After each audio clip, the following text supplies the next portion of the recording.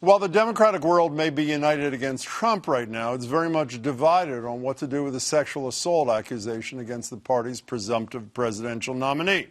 As you likely know, Tara Reade has publicly accused Biden of sexually assaulting her when he was a senator and she was an aide back in 1993.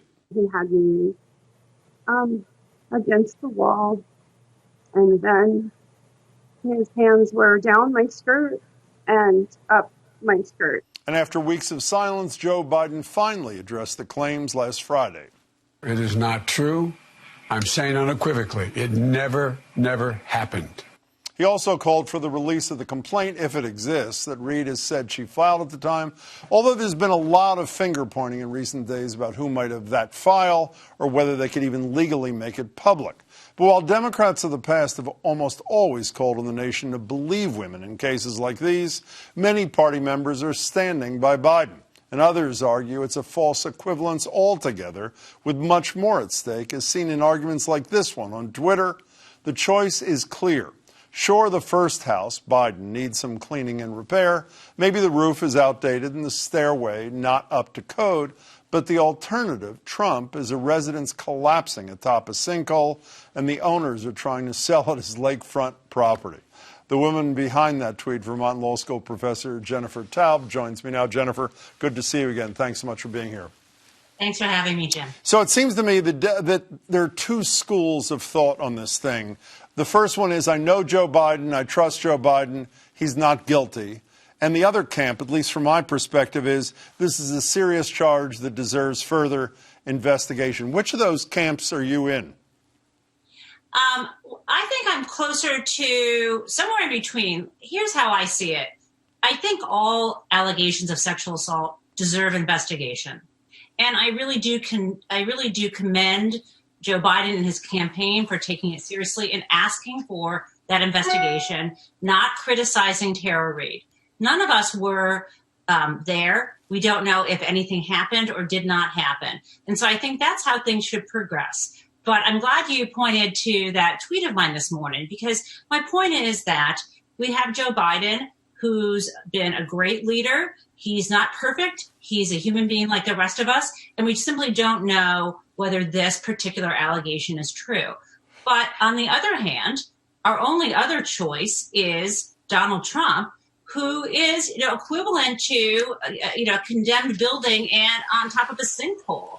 He not only in the area of sexual harassment and sexual assault allegations, but there's so many things absolutely broken about him and his so-called leadership. But Jennifer, it isn't like the accusation is that Joe Biden voted wrong on a bill.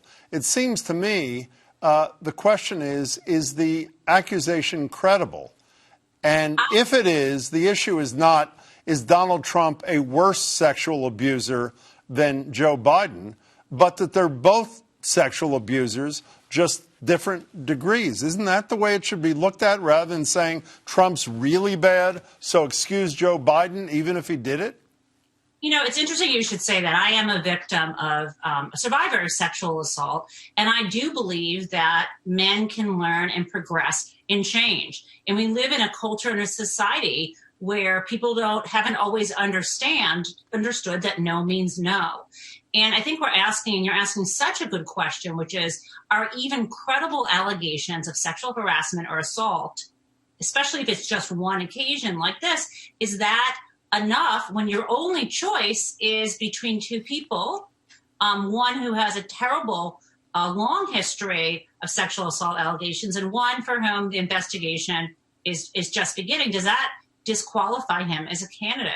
And I don't think these particular allegations disqualify him. In particular, I think there are a lot of questions right now, and that's why I would love to see the personnel files. Unfortunately, the Republicans in the Senate don't want to release them, and it'll be up to Tara Reade to do that. Don't you think, though, that Joe Biden's plea of transparency is somewhat compromised by virtue of the fact that he said he was not willing to open up his archives at the University of Delaware? If it turns out you have nothing to hide, and I feel this about everything, whether it's Trump's taxes, Hillary Clinton's speeches at Goldman Sachs, or this, open up everything. And if you're concerned about some privileged material getting out, then the answer is you appoint some people who do it with an understanding that they're only looking for X.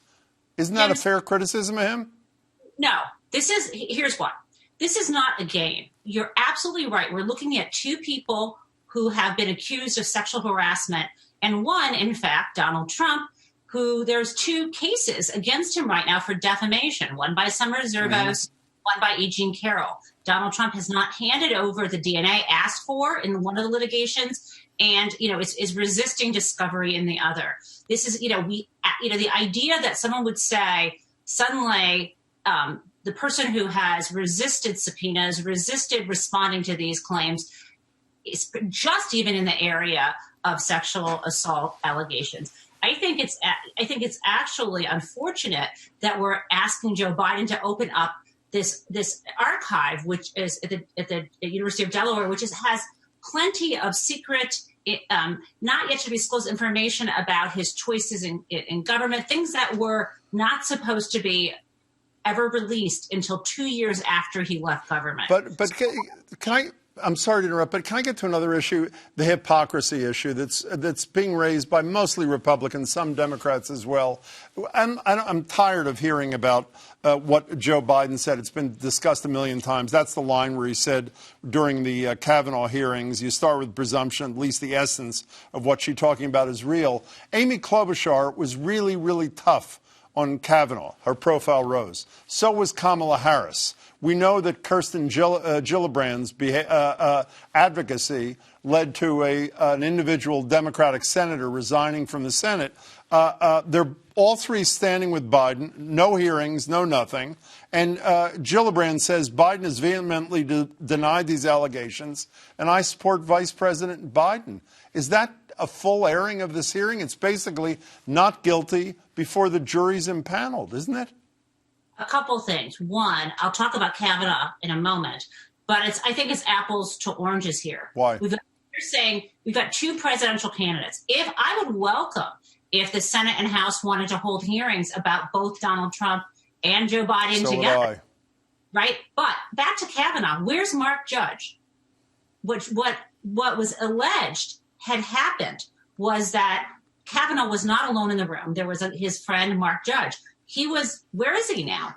Why hasn't anyone asked for that information? So it's challenging. And I agree, those cross-examinations were great, but we didn't get all of the information that was necessary. We listened to the two witnesses, not all three of them, right?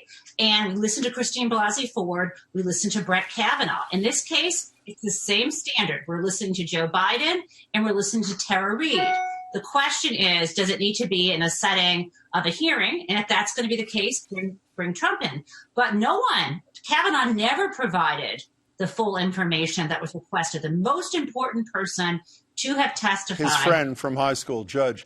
Jennifer, I only have 15 seconds. If you were in charge of this, describe to me really briefly what the investigation would look like. Really briefly, if you can, please.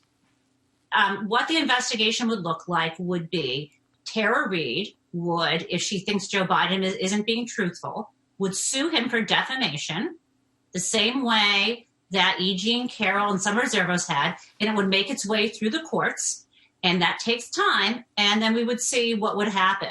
So that's one thing that could happen. Also, she would immediately release the files. The ball's in her court now, and she should release those personnel files that the Senate will not let go of. Well, she says she hasn't happened. You mean authorize the Senate to release the files? Right. Great. They won't give them to Joe Biden. Jennifer, I appreciate your analysis. Thanks so much for your time. Good to see you again. Be well. You too. Thanks.